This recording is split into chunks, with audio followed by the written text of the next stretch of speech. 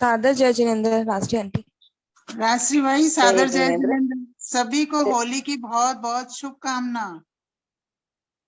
ओम आराम भाई, सबकी शुभकामनाएं और सबको होली होली शुभकामनाएं। का प्रणाम हो राष्ट्रीय आंटी और सरिता आंटी। सभी बड़े को मेरा होली का प्रणाम। हाँ, बहुत बहुत सभी को बहुत शुभकामनाएं। बहुत शुभकामना।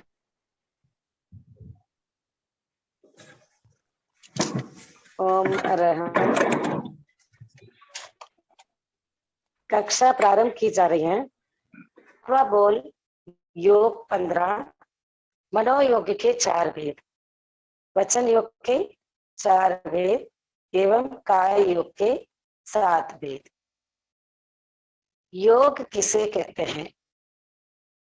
योग शरीर वचन मन उनके द्वारा होने वाले जो आत्म प्रयत्न को योग कहते हैं। ये सामान्य परिभाषा है। योग 2 प्रकार के होते हैं, द्रव्य योग और भाव योग।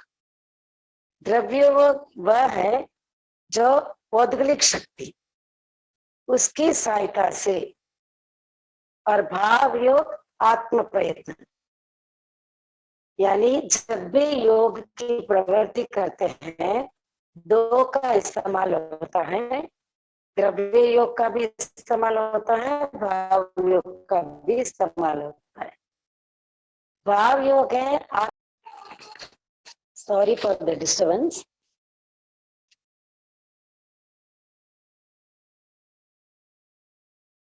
आठवां बोल योग 15, शरीर वचन मन के द्वारा होने वाले आत्म प्रयत्न को योग कहते हैं। योग 2 प्रकार के हैं, द्रव्य योग और भाव योग।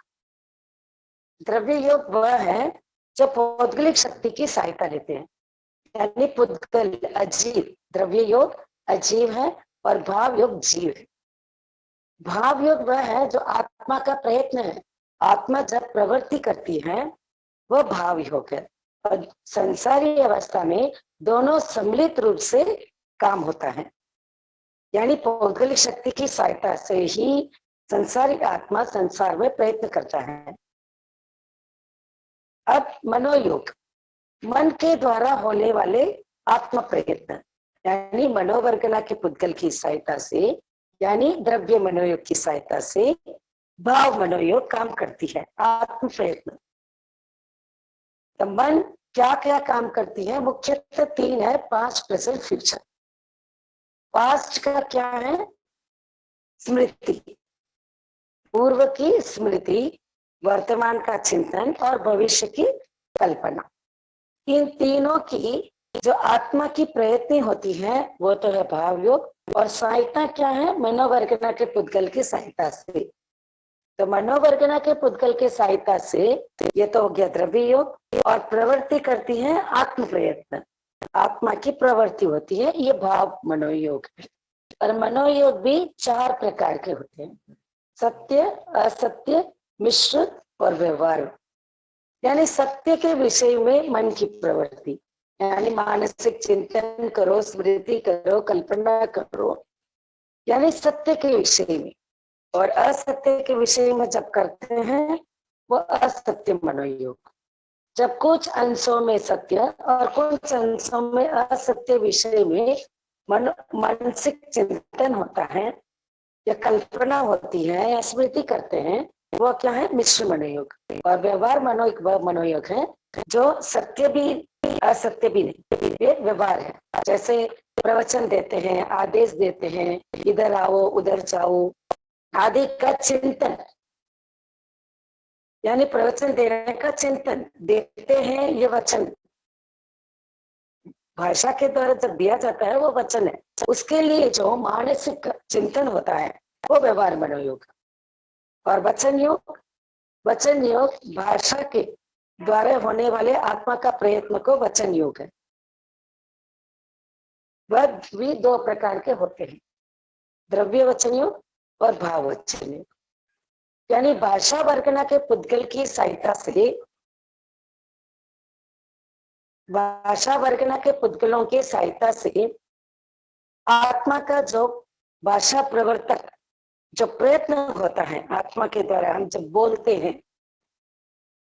तो द्रव्य मनोय की द्रव्य वचनियों की सहायता से भाव वचन युग, तो सत्य के विषय में, असत्य के विषय में और निश्चय के विषय में और व्यवहार के विषय में वचन युग। सत्य मनोय योग 10 प्रकार के हैं। उसका प्रथम है जनपद सत्य, यानी जनता के द्वारा, जनपद यानी जिस ग्राम में, जिस नगर में जो भाषा बोली जाती है उसके अनुसार, जो नेशन में, जो कंट्री में जो जो भाषा बोली जैसे उस अपेक्षा से वो सत्य है। जैसे यहाँ पर एक उदाहरण दिया गया है, चोको, यानी कब के बोलते हैं भाई चोको है यानी अच्छा है, इसका बोलते हैं। लेकिन मेवाड़ में इसको चावल, चोका माने चावल को कहते हैं। तो ये क्या है, एक ही शब्द एक देश में भिन्न अर्थ है और एक देश में भिन्न अर्थ से लिया हुआ है, तो ये जनपद सत्य है।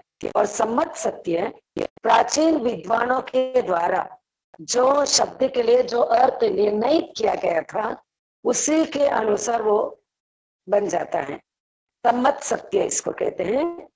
तो ये शब्द इसके लिए कारगर है, भले ही वैसा का वैसा दूसरी जगह भी वो घटित होता हो लेकिन वह कारगर नहीं होता है। जैसे कमल और मेंढक दोनों को पंख, दोनों ही पंख में उत्पन्न होते हैं, पंख माने कीचड़ उत्पन्न होते हैं, लेकिन पंख में उत्पन्न होने वाले कमल को तो पंकज कहते हैं, लेकिन मेंढक को पंकज नहीं बोला जाता है। तो ये क्या है, प्राचीन विद्वानों के द्वारा जो अर्थ जिस शब्द के लिए बोलना होता है उसी के लिए मान लिया जाता है, ये सम्मत सत्य है। और स्थापना सत्य है, भाई स्थापित किया जाता है। जैसे भाई क कैसे लिखना है, ये ऐसे लिखेंगे तो क है, अ कैसे लिखेंगे, ऐसे लिखेंगे तो अ है। हिंदी में, तमिल में कैसे लिखेंगे, ऐसे लिखेंगे तो अ है। अंग्रेजी में ये कैसे लिखेंगे, ऐसे लिखेंगे तो स्मॉल लेटर ये है, ऐसे लिखें तो बिग लेटर ये है। ये क्या है, स्थापित किया गया है, ये है स्थापना सत्य। और नाम सत्य, नाम सत्य नहीं, बस एक नाम रख दिया है वो नाम सत्य है। जैसे महावीर, एक नाम रख दिया, भले उसमें वीरत्व नहीं हो, शायद वो सबके लिए डरता हो, एक चूहे के लिए डरता है, कॉकरोच के लिए भी डरता है, तो उसका नाम भी महावीर, लेकिन उसका गुण नहीं है तो वो महावीर है, वो गुण नहीं है। जैसे धनहीन व्यक्ति को धनवान नाम रखा जाता है, या लक्ष्मीपति, लक्ष्मी, ऐसे नाम दिया जाता है। किसी को पढ़े का एक अक्षर भी नहीं चढ़ता है, या उसको पढ़े विद्या नहीं आती है, उतना शिक्षण भाव नहीं है, उसका नाम भी सरस्वती हो सकता है। ये सब नाम सत्य है। और रूप सत्य है, जैसे जैसा रूप दिखता है उसके अनुसार भाषा बोल देना। यानी हमने एक कल्पना कर रखी है, हमारा यहाँ पर एक अपना बोलचाल की भाषा में, भाई सफेद कपड़े पहनते हैं तो साधु है, या ऑरेंज कलर के कपड़े पहनते हैं तो साधु है, या ऐसा कोई वैदिक धर्म में जैसे शंकराचार्य आदि पहनते हैं तो उनको इसी टाइप के कपड़े, इसी वाइट कलर के ड्रेस, इसी तरह के कपड़े कोई नाटक में भी किया जाता है, तब भी हम उनको क्या बोलते हैं, ये साधु है। जैसे राम का पात्र अदा करते तो ये राम है, ये लक्ष्मण है, ये सरस्वती है, ऐसे। ये क्या रूप सत्य है, उस रूप में वो अपना एक्ट करते हैं। और प्रतीति सत्य यानी कंपैरिजन करते हैं, तब एक अपेक्षा से दूसरी अपेक्षा छोटी बड़ी कहते हैं। जैसे ये मध्यमा है, मध्यमा से इस अपेक्षा से, कणिका से ये बड़ी है, इससे ये छोटी है, ऐसे हम उसको कहते हैं। यानी अपेक्षा दृष्टिकोण से एक दूसरे से छोटी बड़ी कहा जाता है। तो ये क्या हो गया, अपेक्षा सत्य है, जिसको प्रतीति सत्य भी कहा जाता है। फिर व्यवहार सत्य, व्यवहार में बोली जाए, ये व्यवहार सत्य है। जैसे लोक सत्य भी कहा जाता है इसको, व्यवहार सत्य में, कि जैसे ही हम गुरुदेव के कभी दर्शन करने जाते हैं, गाड़ी में जाते हैं, कभी श्री डूंगरगढ़ आ गया, लाडनू आ गया, बिदासर आ गया, तो आता कहीं नहीं है, विदासर की जगह ही है, लेकिन गाड़ी वहां पहुंचती है तो हम कहते हैं विदासर आ गया। और आगे है भाव सत्य, यानी मुख्य रूप से भाव, जो मुख्य रूप से दिखाई देता है उसी को हम कह देते हैं। यानी तोते में कई रंग होते हैं, ग्रीन कलर है, रेड कलर है, येलो कलर है, उस एक तोते में भी। और जैन दर्शन में जो मुख्य 5 रंग हैं वो सभी में पाए जाते हैं, लेकिन जिसमें अधिकता होती है उसको कहते हैं भाई तोता क्या है, ग्रीन कलर का है, आदि आदि। तो ये क्या भाव सत्य, जिसकी अधिकता, जैसे मैंने साड़ी पहन रखी है तो ग्रीन कलर ज्यादा है तो बोल देंगे ये ग्रीन कलर की साड़ी है, या येलो कलर ज्यादा है तो येलो कलर साड़ी है, रोज कलर ज्यादा हो तो रोज कलर की साड़ी पहनी हुई है, ऐसे बोल देते हैं। मेरी आवाज सबको आ रही होगी शायद।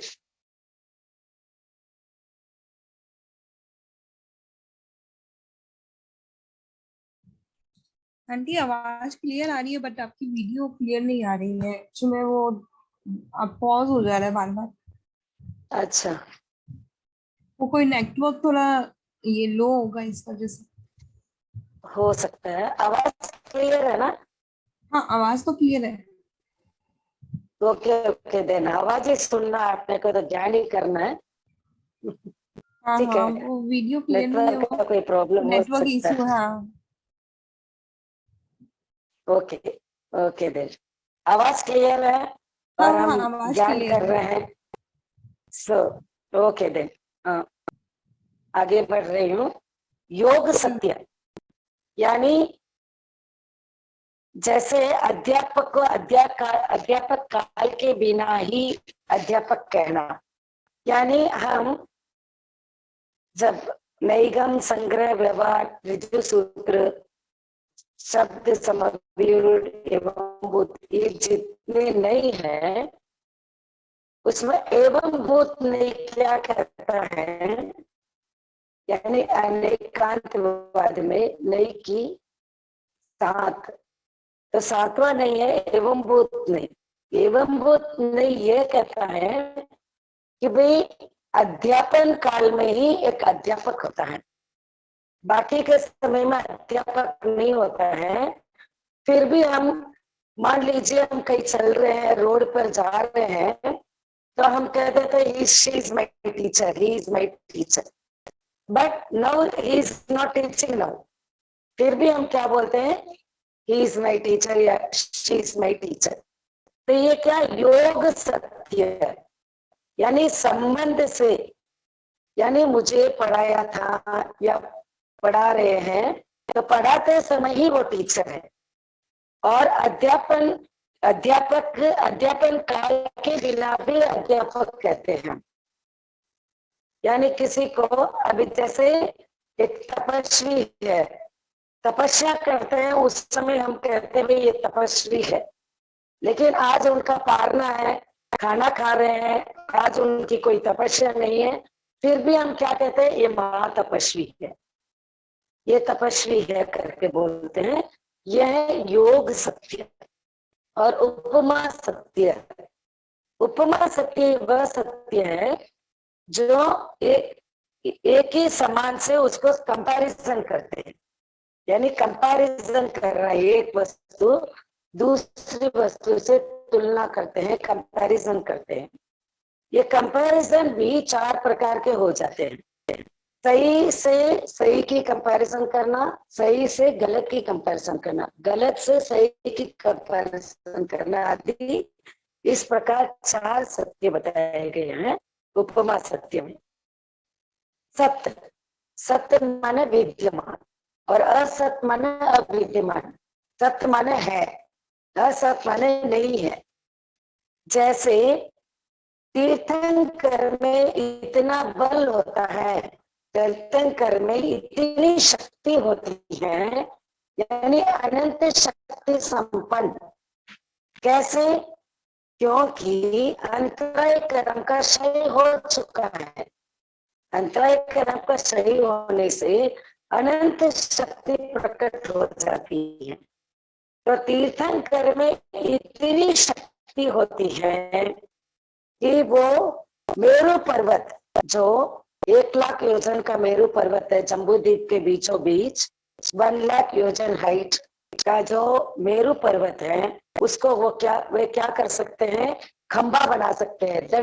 दंड माने खंबा बना सकते हैं। और इस पूरे पृथ्वी, लेकिन वो वैसा बिल्कुल नहीं करती। तीर्थंकर में इतना बल होता है कि मेरू पर्वत को तो खंबा कर सकते हैं और पृथ्वी को क्या बना सकते हैं? छत्र बना सकते हैं। इतना बल है, लेकिन वो कभी ऐसा नहीं करते हैं। तो किसकी उपमा है? माने है तीर्थंकर में अनंत बल शक्ति है, और उसकी तुलना किससे की गई है कि वे मेरू पर्वत को दंड और पृथ्वी को छत्र, लेकिन वो वैसा कभी नहीं करते हैं।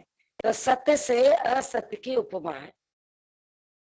अब दूसरा है कि असत्य को सत्य की उपमा, यानी सूर्य का पश्चिम दिशा के साथ संगम देखकर, यानी सूर्य का पश्चिम दिशा यानी पूर्व में उगता है, पश्चिम में अस्त होता है। ये तो सच है, लेकिन यहाँ पर कहा गया है कि भाई सूर्य पश्चिम दिशा में वेस्ट में क्या करता है? जाकर मिलता है, वेस्ट से संगम यानी मिलता है उससे। उसको देखकर पूर्व दिशा को क्या हो गया? वो अपना मुंह काला कर दिया, यानी पूर्व में क्या हो जाता है? अंधेरा हो जाता है। जैसे ही पश्चिम में सूर्य अस्त होता है, पूरा क्या हो जाता है? कहते हैं पूर्व यानी संपूर्ण में ही अंधेरा हो जाता है। ये कहा जाता है काला कर लिया, तो मतलब है कि भाई अंधेरा हो गया। लेकिन क्यों हो गया? कि सूर्य पश्चिम दिशा में जाकर संगम किया, उससे मिलन किया, यानी ईर्ष्या हो गई। यानी मुझे नहीं मिलकर दूसरों को जब मिलता है तो क्या हो जाता है? ईर्ष्या हो जाती है। कभी कभी तो कहा जाता है स्त्रियां ईर्ष्या के बिना नहीं मिलती, यानी एक नेचर ऑफ द गुण है कि जितनी भी स्त्री है वो क्या कहते हैं कि भाई उनकी ईर्ष्या वो अपना है, अवगुण है, लेकिन और ये अवगुण है, लेकिन स्त्रियां ईर्ष्या के बिना नहीं रह सकती। ये तो हो गया सत्य, राइट है। लेकिन सूर्य पश्चिम दिशा में जाकर संगम नहीं होता है, वो अस्त होता है। हाँ आवाज आ रही है। ओके,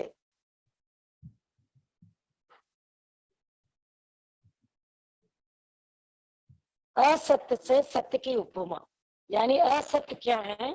सूर्य पश्चिम दिशा में अस्त होता है, ये तो सत्य है, लेकिन यहाँ पर सूर्य का पश्चिम दिशा के साथ संगम यानी जाकर वो मिल रहा है, तो क्या है? ईर्ष्या हो गई पूर्व दिशा को। तो ये तो हो गया असत्य। लेकिन नेचुरली सूर्य ईस्ट में उदित होता है और वेस्ट में जाकर अस्त होता है, लेकिन यहाँ पर सूर्य पश्चिम दिशा में जाकर मिलन किया तो पूर्व दिशा को ईर्ष्या हो गई, यानी अपना मुंह काला कर दिया, कहने का तात्पर्य।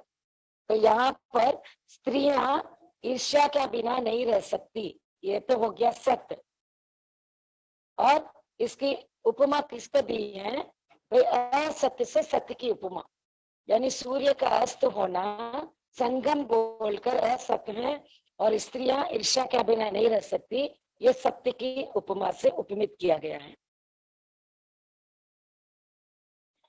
तो इस वाक्य में असत ईर्ष्या यानी सूर्य कभी ईर्ष्या नहीं की है, यानी सूर्य पश्चिम दिशा में जो क्या तो उसकी कोई ईर्ष्या नहीं है। तो जो ईर्ष्या नहीं है उसको ईर्ष्या से कंपेयर किया है। किसकी? स्त्रियों से। स्त्रियां ईर्ष्या के बिना नहीं रह सकती, इससे कंपैरिजन किया है। तो ये असत्य को सत्य की उपमा है। फिर है असत्य को असत्य की उपमा, जैसे चंदन का फूल आकाश कमल के समान सुवासित है, यानी चंदन स्वयं ही इतनी सुगंधित है, सुवासित है, लेकिन उसको किससे उपमा दी गई है? वे चंदन के फूल कभी भी चंदन के फूल नहीं होते। चंदन के पेड़ में कभी फूल नहीं खिलते, उसकी लकड़ी ही चंदन सुवासित है। तो ये असत्य है, यानी कोई ऐसा कोई विद्यमानता नहीं है कि फूल है ही नहीं है उसके। और किसके साथ उपमित किया है, किसकी उसकी समानता बताई है? वे आकाश कमल, आकाश में कभी कमल नहीं खिलता है, न चंदन के फूल होते हैं, न आकाश में कमल होता है, दोनों ही असत्य है। असत्य से असत्य की उपमा दी गई है। सत्य को सत्य की उपमा, सत्य क्या है? आंखें, आंखें क्या है? कमल के पंखुड़ी के समान विकसित है।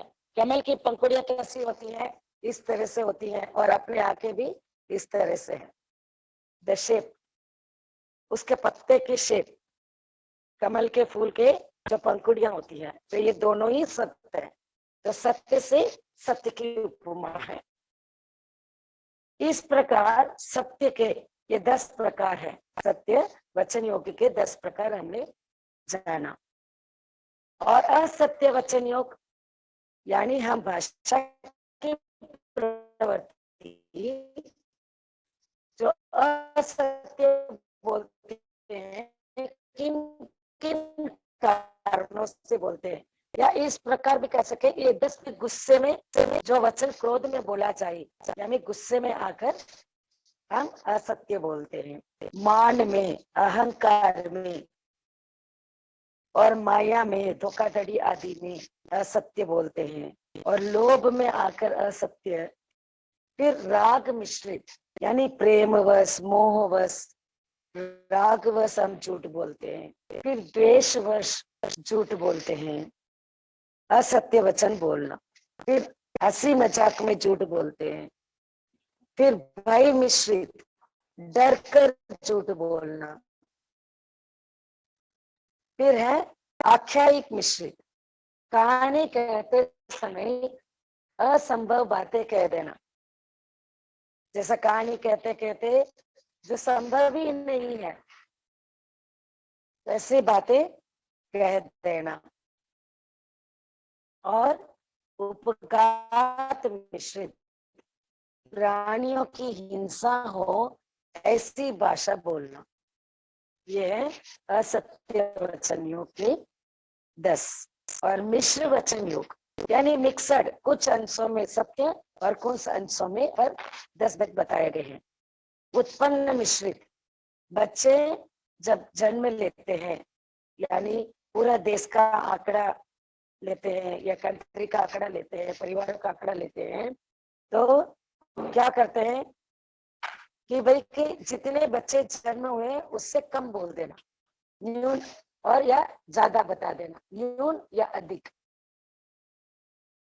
यानी उत्पन्न होने वाले बच्चों के जब रिकॉर्डिंग हो जाती है, रिकॉर्डिंग करती है, तो न्यून अधिक बताना, कम बेसी बता देना। और इसी प्रकार मरण के विषय में कम बेसी बताना, ये विगत मिश्रित है। फिर उत्पन्न विगत मिश्रित, जन्म मृत्यु दोनों के विषय में एक साथ कम ज्यादा बताना। फिर जीव मिश्रित, यानी अजीव पुद्गल के बारे में जब भी बोलते हैं लेकिन जीव को मिश्रण करके बोल देते हैं। यानी यहाँ पर एक उदाहरण दिया है कि भाई कि जीव अजीव की विशाल राशि को देकर कहना ये कितने बड़े जीवों का समूह है। और वैसे ही कूड़े और कचरे ढेर को देखकर ये कह देना कि भाई ये सब अजीव है, जबकि उसमें जीव भी है। तो जीव और अजीव दोनों मिश्रित हैं, फिर भी सिर्फ जीव ही बता देना या फिर अजीब ही बता देना, इसको कहते हैं जीव मिश्रित, अजीव मिश्रित। और दोनों को मिक्स बता देना, भाई इतने अंशों में, इतने अंशों में, लेकिन वो अयथार्थ रूप में बताते हैं, यानी मिक्स रूप में बताते हैं। और अनंत मिश्रित, यानी अनंतकाय जीव है और उसके साथ साथ प्रत्येक वनस्पति का भी जीव है, जैसे भिंडी है, टमाटर है, ककड़ी है आदि है। फिर भी इतने पूरे ढेर को बोलते हैं वे ये पूरे अनंत काय के जीव है। और वैसे ही प्रत्येक वनस्पति का यानी आलू आदि का समूह देखकर ककड़ी, उसमें भी प्रत्येक और साधारण दोनों होते हैं, फिर भी ये प्रत्येक ही है या साधारण ही है ऐसे कहते तो अनंत मिश्रित हो जाता है और ये प्रत्येक मिश्रित और अद्धा मिश्रित।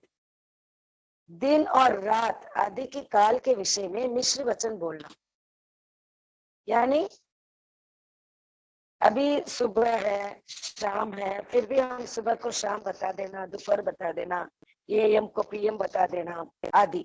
तो यहाँ पर एक उदाहरण दिया है भाई, जैसे दिन उगने वाला होता है, लेकिन सोए हुए व्यक्ति को अगर कोई जगाता है भाई दिन उगने वाला, उठ जाओ, भाई अभी बहुत रात पड़ी है मुझे सोने दो। और अददा मिश्रित दिन या रात के एक भाग को, एक अंश को अददा कहते हैं। दिन उगा ही है लेकिन मालिक नौकर से कहता है दोपहर हो गई अभी तक सोया पड़ा है, या दीपक जल रहे हैं अभी तक तुमने बुझाए नहीं है, लाइट ऑन, ऐसे। तो ये अददा मिश्रित है। और व्यवहार वचन योग के भेद है 12, न सत्य है न असत्य है। व्यवहार के विषय में बोला जाता है, जैसे इधर आओ उधर जाओ, उपदेश देना आदि आदि।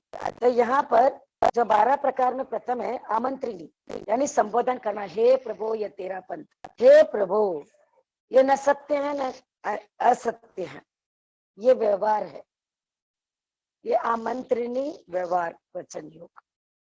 फिर आज्ञापनी यानी आज्ञा देना, ये काम करो वह काम करो आदि आदि। याचनी, ये चीज हमें दो, याचना करना। फिर पूछना, किसी विषय में पूछना या संदेह होने पर पूछना या ऐसे ही पूछना, जिज्ञासावश पूछना, ये प्रश्न है पूछना। फिर प्रज्ञापनी, परोपना करना, यानी जिसमें चेतना है वो जीव है, जिसमें चेतना नहीं है वो अजीव है। और प्ररूपित भी किया जाता है, ये जीव है, ये अजीव है, ये पुद्गल है, प्ररूपित किया जाता है, ये प्रज्ञापना है। फिर प्रत्याख्यानी, ये हम जो त्याग करते हैं, मैं अमुक वस्तु नहीं खाऊंगी, ये न सत्य न असत्य है, ये व्यवहार है। फिर इच्छा अनुसार यानी इच्छानुलोमा, यानी इच्छा के अनुसार अनुमोद करना। जैसे किसी ने पूछा भाई तुम्हारी इच्छा, जैसे तुम कर सकते हो, यानी अनुमोदन करना। कोई भी काम करता है तो भाई मैं समाई करूं, हाँ करो, ये अनुमोदन करते हैं। ये न सत्य है न असत्य है, ये व्यवहार है। फिर अनभिग्रही था, अपनी सम्मति प्रकट करना। तो कोई कैसे पूछता है तो अपनी सम्मति वो प्रकट नहीं करता, जैसे तुम्हारी इच्छा है वैसा तुम करो, ये अनभिग्रहीता है। जैसी तुम्हारी इच्छा हो वैसा करो, यानी हम कोई आज्ञा नहीं दे रहे वहां पर, कोई काम करूं या उत्तर में जैसे तुम्हारी इच्छा। और अभिग्रहीता में सम्मति देना, यानी हाँ करो, ये काम तुमको करना चाहिए, कमाई करना चाहिए, पढ़ना चाहिए, माला फेरनी चाहिए आदि आदि, ये करो आदि। फिर संशय करनी, भाई ऐसे शब्द बोलना जो संदेह पैदा करता है, यानी एक शब्द के अनेक अर्थ होते हैं लेकिन संदेह हो जाता है कि किसके बारे में ये बता रहे हैं। तो इस प्रकार संदेह पैदा करने वाले भाषा बोलना। जैसे कोई खाना खाता है तो वो कहता है भाई सेंधा लाओ, तो खाना खाता समय सेंधा, सेंधा यानी नमक को भी बोलते हैं, घोड़े को भी बोलते हैं। तो खाना खाते समय सेंधा लाओ तो सेंधा नमक ही लेके आएगा। और कहीं बाहर जाना हो तब कहते हैं भाई सेंधा लेके आओ, सेंधा, तो बोले वो घोड़े को लेके आएगा ना कि नमक को। फिर भी संशय पैदा करता है कि किसका बारे में पूछ रहे हैं, नमक या घोड़े के बारे में। तो ये संशय करेंगे, एक शब्द के अनेक अर्थ होते हैं, उसको यूज करना। फिर व्याकृत यानी विस्तार से बोलना, जिससे स्पष्ट हमको समझ में आ जाए। यानी कोई ये कहता है कि भाई कि कोई रास्ता बताना है तो बोलते हैं go straight, then take right, then take left, बराबर पूरा विस्तार पूर्वक बताते हैं। तो इसके पास ये बैंक है, बैंक के पास ये है, इसके बाजू में ये है, तुम वहां पर तेरापंथी सभा भवन पहुंच जाओगी। तो विस्तार पूर्वक उसको बताना ये व्याकृत है। और अव्याकृत अति गंभीरता पूर्वक बोलना, जो समझ में आना कठिन है। जैसे हमारी दृष्टि से, अभी हमारी अपेक्षा से भगवान महावीर की वाणी को गणधर ने 2-2 लाइन में गूंथ लिया, लेकिन आज हम अगर उस सेंटेंस 2 सेंटेंस को पढ़ते हैं तो समझ में नहीं आता है, पूरी बात हमको समझ में नहीं आती है, उसकी व्याख्या ग्रंथ निकल जाती है, तो पूरी उसकी व्याख्या होती है। लेकिन उन्होंने अव्याकृत यानी अति गंभीरता पूर्वक 2-2 सेंटेंस में गुंपित कर देना। जैसे दोहे, जो एक बहुत बड़ी कहानी होती है, उस कहानी का सार 2 लाइन में गूंथ लेते हैं, जो किसी को समझ में पूरा आई या ना आई, लेकिन हमको हमारे हिसाब से अभी वर्तमान में यह अव्याकृत की कोटि में आता है, क्योंकि अति गंभीरता पूर्वक कही गई है, जो हम ऐसे ही सीधा पढ़ते हैं तो हमको समझ में नहीं आता है। अव्याकृत यानी कठिन, 2-2 लाइन में ही गूंथ लेना। इस प्रकार आज हम मनोयोग के 4 भेद, वचन योग के 4 भेद का अध्ययन किया है, पढ़ा है, समझने की कोशिश की है। बोलने में, कहने में, बताने में जो कोई दोष लगाओ तो समीक्षा में विक्रम। गुरुदेव के प्रति आनंद। अभी लगभग 12-13 का प्रश्न है, तो आप अपना प्रश्न रख सकते हैं, ताकि 12 मिनट लगभग शेष है, तो किसी को प्रश्न पूछना है इससे संबंधित, अगर कोई बात समझ में नहीं आई हो तो वापस बताने की भाव रखती हूँ। और अगली कक्षा में काय योग, जो इसको बोर्ड के माध्यम से मैं आपको समझाऊंगी और अधिक स्पष्ट हो जाएगा, काय योग के 7 भेद। तो अगली कक्षा में हम काय योग, मन क्या है, ज्ञान का क्रम क्या है, आदि लेने का भाव रखती हूँ। तो 8वां बोल का आधा पोर्शन, लगभग पीछे का पोर्शन अगली कक्षा में रखने का भाव रखती हूँ। तो किसी के भी कोई प्रश्न है इससे संबंधित या पूर्व पाठ से संबंधित, मतलब अपना प्रश्न रख सकते हैं। सिर्फ 10 मिनट का टाइम शेष है। पूजा जी, किसी की जिज्ञासा हो?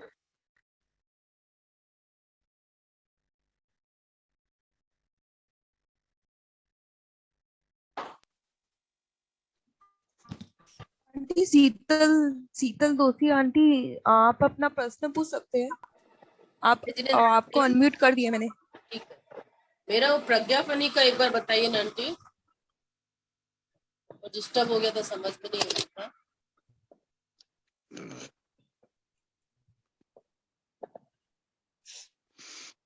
कौन सी बात? प्रज्ञापानी क्या होती है? स्वरूप न करना जो लिखा हुआ है ना, वो जीव, जैसे जीव है, समझ में नहीं आया। प्रश्न है प्रज्ञापनी यानी यहाँ लिखा हुआ है परूप न करना, जैसे जीव है अजीब है इत्यादि, ये मीनिंग। यानी प्ररूपित कर देना। जैसे है ना, मान लीजिए कि शीतला माता को हम, हाँ, जैसे प्ररूपित कर देना, यानी मान लीजिए शीतला माता वगैरह पूछते हैं ना, 2 ईंट को रखकर पूछ लेते हैं, अब 2 ईंट की क्या प्ररूपना की है आपने, कि ये शीतला माता है, ये प्ररूपित कर देना।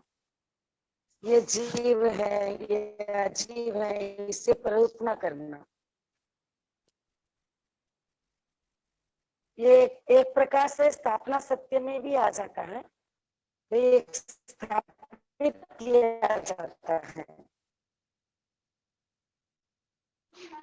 एक अपेक्षा के दृष्टिकोण से स्थापना सत्य में हम स्थापित करते हैं, जैसे स्वर व्यंजन आदि का, क ख ग घ च छ ज झ न, हम जो स्थापित किए ABCD आदि, या 1 2 3 4 ऐसे लिखेंगे तो 1 है, ऐसा करेंगे तो 2 है, तो ये हम स्थापित करते हैं। और यहाँ पर ये जीव है, ये अजीब है इत्यादि, जैसे ये राम के किरदार में होते थे, ये राम है, लक्ष्मण की किरदार में तो लक्ष्मण है, ये प्ररूपना करना। भी करते हैं। राशि अली, एक मेरा क्वेश्चन है। राशि अली, हाँ जय जिनेन्द्र बताइए। राशि अली, एक क्वेश्चन मेरा है। आपने अभी बोला था ना ये कि जमीनगंध में भी जीव होते हैं, तो मतलब जमीनगंध और बाकी सब्जियों में मतलब दोनों में डिफरेंस होते हैं क्या? मतलब जमीनगंध में ज्यादा जीव होते हैं क्या एज कम्पेयर टू बाकी साग सब्जी में? हाँ, जमीन के अंदर जितने भी सब्जी उगती है उसको कहते हैं जमीकंद, जैसे गाजर, आलू, प्याज, लहसुन, अदरक, हल्दी आदि। तो जमीन के नीचे जितने भी जो पैदावार होते हैं उसके एक एक शरीर में अनंत अनंत जीव हैं। और जो पृथ्वी के जो बाहर जो प्लांट्स आदि में उगते हैं, ग्रास प्लांट्स, उसमें एक एक शरीर में एक एक जीव है। जैसे एक भिंडी एक जीव है, लेकिन एक आलू अनंत जीव है, एक प्याज अनंत जीव है, यानी एक एक शरीर में अनंत जीव है, अनंत अनंत जीवों का समूह है। राजश्री भाई, अपने जमीकंद में हल्दी, जैसे आप बोले जमीकंद जमीन में ही होती है तो जमीकंद है, अब जिनको सुगंध है वो हल्दी तो खाते हैं अपने। हाँ, सूखी हल्दी और सूखी सूंठ वो अपने अपनी धारणा के अनुसार है। जो जिसको जमीकंद का त्याग है, उन्होंने जमीकंद खाने का त्याग लिया है, न कि सुखाकर वो पाउडर का त्याग लिया है। जिसको जमीकंद का जो खंड उठाया है, गुरुदेव एक बार व्याख्यान में भी फरमाए थे और मर्यादा महोत्सव पर भी फरमाए थे, जो खंडी उठा देते हैं वो फिर आलू के खेलड़े भी नहीं खाते हैं, सूखी हुई भी नहीं खाते हैं, सूखी हुई जो सूट के पाउडर है वो भी नहीं लेते हैं, आदि आदि। जैसे धारणा से त्याग करते हैं उसी धारणा के अनुसार पालन किया जाता है। पर राशि, आप पिछले क्लास में एक बात कही थी ना आपने कि मतलब अगर हम लोग एक बार मतलब सूखा दाल या ये सब लेते हैं, मतलब सूखी सब्जी खाते हैं, तो उनका पाप हम लोग को एक बार लग चुका होता है। तो मतलब फिर वो मम्मी लोग रखती है ना कि 14 और 8 में हम लोग नहीं लेते हैं, तो फिर मतलब ये सिंपल है, पाप लगना या खाना ये दोनों ही अलग बात है। जब भी हम सुखाते हैं तब भी पाप लगता है, ओके। जब भी सुखाते हैं तब भी पाप लगता है, बॉईल करते हैं तब भी पाप लगता है, खाना खाते हैं तब भी पाप लगता है, भले गीली खाओ तब भी पाप लगता है, सूखी खाओ तब भी पाप लगता है। ये हमारे लिए सावधि प्रवृत्ति है। जब खाते हैं ये योग की प्रवृत्ति है, जो त्याग किया, बस त्याग करना धर्म है। जितने भी मान लीजिए कोई लीलोती खाने का त्याग ही किया है वो तो धर्म हुआ कि संसार में अब जितनी भी होती है वो नहीं खाएगा, आज के दिन तो वो खाएगा नहीं, उसका त्याग है। लेकिन सुखी का छूट है उसको, तो जो छूट है वो तो पाप कर्म लग ही रहा है, वो तो अव्रती है, व्रत में नहीं है ना। जितना अव्रत खुला है वो पाप कर्म बन रहा है, जिसमें हम व्रत ले लिए हैं वो संभर है, उसमें कर्म रुके हैं। तो महाराज लोग तो हल्दी वाला सब्जी वगैरह तो लेते हैं ना आंटी? देखो महाराज के लिए तो आप बनाते हैं तो नहीं लेते हैं, आप अपने खाने के लिए बनाते हैं, पाप कर्म आपका बन रहा है, वो तो आपको पूछते हैं भाई बनाया किसके लिए, आपके लिए कि मेरे लिए। साधु के निमित्त से बनाएंगे तो वो तो पाप ही है, अधर्म ही है। आप अपने खाने के लिए बनाया, वो उसमें से आप विसर्जन कर रहे हैं, दे रहे हैं, वो धर्म हुआ। लेकिन आपके लिए जो बनाया वो तो पाप ही है, वो तो अपने शरीर के पोषण के लिए लेंगे ही, और उनका अपने शरीर के पोषण के लिए लेना धर्म है, उनके लिए सावधी प्रवृत्ति नहीं है, वो उनका निर्वाधिक प्रवृत्ति है। राष्ट्रीय आंटी एक डाउट है, हम बोलते हैं ना मनुष्य के मल मूत्र, आवाज कम आ रही है, बट लास्ट क्वेश्चन ले रही हूँ। हाँ राष्ट्रीय आंटी एक डाउट है लास्ट, हाँ बोलिए। वही मतलब मनुष्य के 14 स्थानों से उत्पन्न होते हैं ना मल मूत्र आदि से, हम समुच्चय मनुष्य बोलते हैं ना, वैसे ही त्रियंच के 14 स्थानों से उत्पन्न होने वाले मल मूत्र को समुच्चय त्रियंच बोलते हैं क्या? ऐसा कुछ नहीं होता है?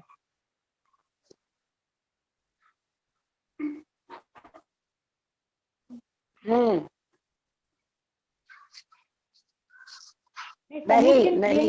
होता है क्या? नहीं, ऐसा नहीं है। पृथ्वी का, आपका, तेजस का, वायु का, वनस्पति का, 2 इंद्रिय वाले, 3 इंद्रिय वाले, 4 इंद्रिय वाले सभी जीव असंगी है, तो यही है भाई, ये सिंपल है। समुच्चय तिर्यंच देखो, पृथ्वी का, आपका, तेजस का, वायु का, वनस्पति का, 2 इंद्रिय वाले, 3 इंद्रिय वाले, 4 इंद्रिय वाले सभी समुच्चय तिर्यंच है, बिना मन वाले तिर्यंच है, असंगी तिर्यंच है। और पंचेंद्रिय में भी कुछ संगीत, पंचेंद्रिय में भी कुछ संगीत तिर्यंच है, कुछ असंगीत तिर्यंच है, लेकिन असंगी पंचेंद्रिय संगी पंचेंद्रिय के मल मूत्र में नहीं पैदा होते हैं, वो स्वयं में पैदा होते हैं। ऐसा नियम नहीं है, मनुष्य के जो नियम है वैसा नियम तिर्यंच के लिए नहीं है। ओम समय भाई बहुत बहुत आभार, आज मैं यही संपन्न कर रही हूँ। बहुत बहुत आभार होली के प्रति आपने इतना टाइम दिया है। बात कर रही हूँ क्या राजश्री भाई, बहुत बहुत आभार। कोई भी जीव उत्पन्न नहीं होते ना आंटी? कोई प्रश्न पूछ रहा, जीव उत्पन्न नहीं होते हैं, समझ में नहीं आ रहा है क्या पूछ रहे। नहीं सरिता भाई जो प्रेसिडेंट है उन्होंने, बहुत बहुत आभार, आज आपने होली के दिन इतना टाइम दिया है, बहुत कृतज्ञता ज्ञापित करती हूँ आपके प्रति, और पूजा जी के प्रति भी इतना अमूल्य टाइम दिया है आपने, बहुत बहुत आभार। तो आज यहीं पर संपन्न करती हूँ। आपका प्रश्न अगली कक्षा में ले लेंगे भाई, क्योंकि मुझे भी आवाज बराबर सुनाई नहीं दे रही और मेरा नेटवर्क भी बराबर नहीं आंटी, वो त्रियंच के जो मलमूत्र से जीव नहीं उत्पन्न होते हैं ना, उनके जो मलमूत्र नहीं, ऐसा नियम नहीं है कि उसी में उत्पन्न होते हैं। ऐसे तो देखो गोबर में भी बहुत सारे जीव उत्पन्न होते हैं, ऐसा नियम नहीं है कि गाय के गोबर में गाय उत्पन्न होगा, ऐसा नियम नहीं है। गाय के गोबर में बिच्छू उत्पन्न होते हैं, कृमि उत्पन्न होते हैं, दूसरे कुछ उत्पन्न हो सकते हैं, है ना। ये यहाँ पर क्या है, असंगी मनुष्य के मलमूत्र में असंगी मनुष्य उत्पन्न होता है। वैसे संगी घोड़े के मलमूत्र में असंगी घोड़ा पैदा होता है, ऐसा नियम नहीं है, नियम बिल्कुल नहीं है। ओम आंटी, ओम डाउट आ रहा था, ओम